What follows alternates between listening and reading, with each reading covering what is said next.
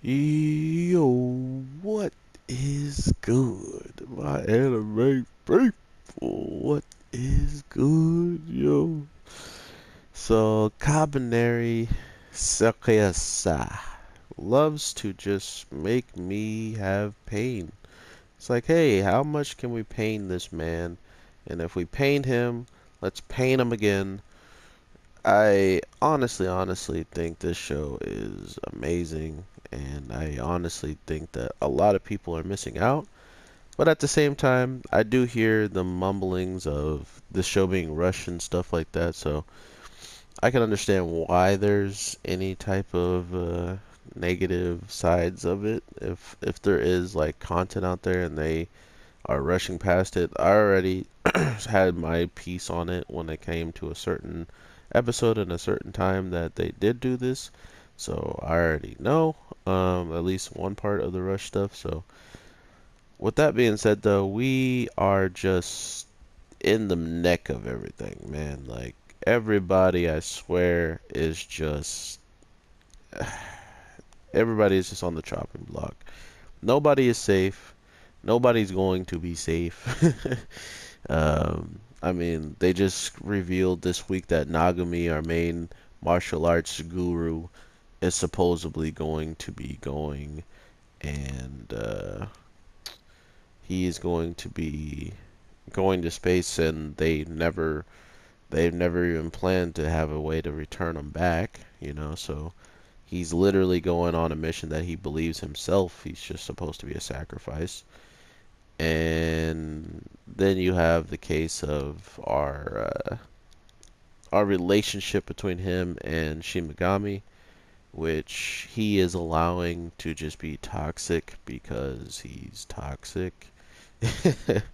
I'm sorry, he's so toxic, man. Like he made me so mad. Oh, I remember a lot of our memories, and I just choose to be like to not care. Like, cool, bro. And I choose not to like you as a character. How about that? I choose to drop the show. How about that? Yeah, it doesn't feel so good, does it? Stupid. But with him doing this and really just kind of grinding my gears, it kind of goes to show that he's lost a lot more of who we thought he was, probably a lot quicker than we thought he did. And that sucks because he's a really cool and he was a reliable character.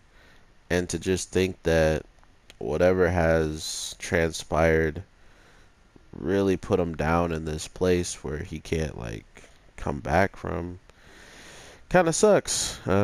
Just in the overall case of we probably won't be seeing, much more of how this plays out when it comes down to if they get separated. For instance, the our main kid wanted to see Nagami. He wanted to see him and actually talk to him, but he can't do that because of all the people in his way. So it's stuff like that that really they just really wanted to throw that in the show to make us mad. They know exactly what to do to make sure we don't get the things we enjoy. And I think that was the most like scariest part about this week's episode and how they were orchestrating it because they were just showing us things that straight up could be possible, like things that we want, and then they just took it away. They literally ripped it away from us. So, with that being said, it's clear as day what they're trying to do. There's something that we're not supposed to see, and they're going to make sure we do not see it at all.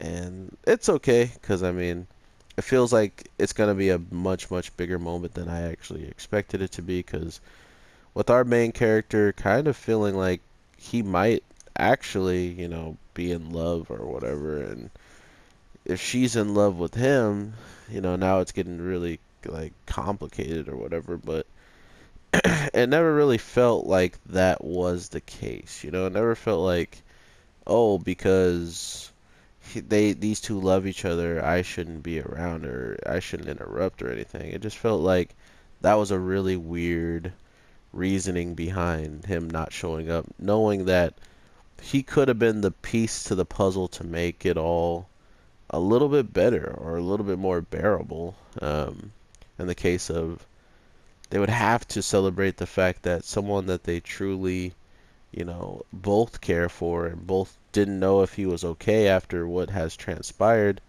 Um, they should be ecstatic they would have been ecstatic to see him. I don't say would be. They will be ecstatic when they see him. And to think that all of this was going to take place and be very hype in this one episode, to then uh, our characters not even talking at all, that sucked, man. That sucked. But whatever helps this show do whatever it wants to do, I'm completely fine by it. But at the same time, we better have our moment, and you can't just hold us back like this and then not give us anything. That's jacked up.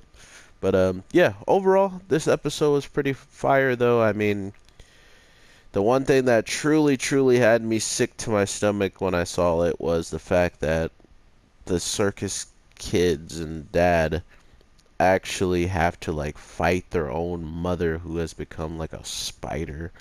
That was disgust. That's so messed up, man. And you know how this show has been going. Like, they're not safe. She's about to body probably the pop, and the two kids are gonna have to solo her or something, and then the pop dies in the woman's arm. I don't know, man. I'm just very, very on edge when it comes down to all this, because guess what? I have to be on edge. Everybody's been in a losing situation ever since these final moments have started to come and the train has started to move. So I did get an interesting comment like a couple seconds before I started making this video, and I read it, pretty much saying that one of the women, or one of the main characters that we just saw take a knife to the dome, is still not dead somehow, which, to be honest, I wouldn't be surprised, because with how this blood works and how like ridiculously beaten and battered one of our characters already were from a battle, to think that he came back and was fully conscious and fine and could do stuff didn't really, come off as like, whoa, how is that even possible? It was more the case of uh with them explaining the blood, with them explaining how things work with human body once the blood or that stone gets attached to them, where they can't even be attacked by a disease anymore. It made a lot of sense why somebody could come back to life with that type of any of it existing in you. So I wouldn't be surprised if that's how she makes it out, just because she's had that blood, because she's been around Shimigami so long. She has a resistance even to death because of how quick she can regenerate. Um, and maybe we'll see her show up to help against the Spider Woman. Maybe she's gonna throw a knife from behind and, distract her or something. I don't know, man. She fell off of a train after getting domed in the head. Like, it feels like she shouldn't have much more of a role left, you know? Um, but yeah, very, very good stuff. I am looking forward to seeing just how all this plays out, and if it does play out the way that, um, you know, fans can be happy about. I would like to know that. Or if it doesn't, I would like to know that as well. If it plays out some completely different way than the adaptation, and it's not it's not as good, then that sucks. But if it does play out well and it's even different or not different, I would love to know. So with all that being said, hope you guys have an amazing day, night, evening, whatever the case may be. I'm your boy, the Anime G, and I probably got a little bit more content to make. But with that being said, I will drop whatever I can, however I can, to you guys as soon as possible. And I hope you guys have an awesome day, night, evening, whatever the case is when you're watching this. So let's definitely think about what's going to happen next in this show. All right, guys. Peace.